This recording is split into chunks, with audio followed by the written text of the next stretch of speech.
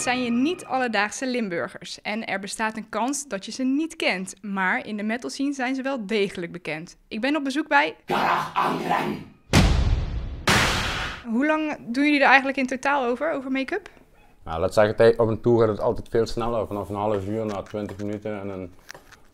Het is wel een manier om in een karakter te stappen. Dus het helpt heel erg als je het podium oploopt dat je eigenlijk iemand anders of iets anders wordt op dat moment. Dus van het begin af aan zijn we verhalen gaan vertellen, eigenlijk horrorverhalen. Het kan zijn paranormale verschijningen, dat heeft ons altijd geïntegreerd. Dus als er iets in een huis gebeurt. Ja, we treden eigenlijk overal op. Onze fanbase wat dat betreft wereldwijd. We zijn eigenlijk op ieder continent al bijna geweest. En ja, je moet echt van die muziek houden, wil je dat ontdekken of weten. En, ja. Ja, je moet eigenlijk een metal wat dat betreft geboren zijn. En ik denk dat het voor ons nog dieper gegaan is. Hij zat ook wel als kind volgens mij verkleed als Dr. Frank zijn. Was je al aan het spelen met potions en elixirs of niet? Ja. Als we iets mochten tekenen op school, dan werden het al snel spookhuizen. Ja.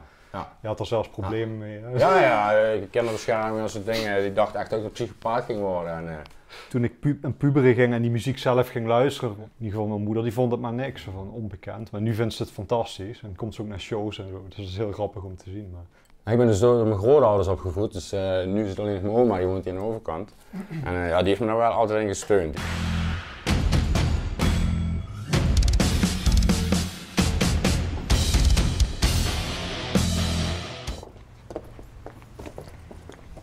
Heel leuk, ik ben er ook trots op.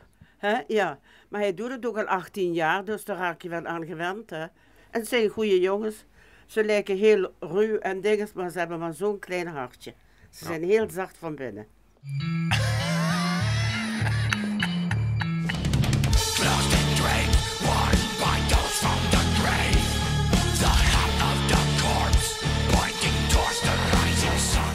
Wat willen we nog? Ik denk wij als artiest, muzikanten, dat we hebben in ieder geval onze droom bereikt. Wij zouden wel onze zielen verkopen om dit te doen hoor. Dat hebben we ook gedaan min of meer, hè? Dus ik druk ik niet.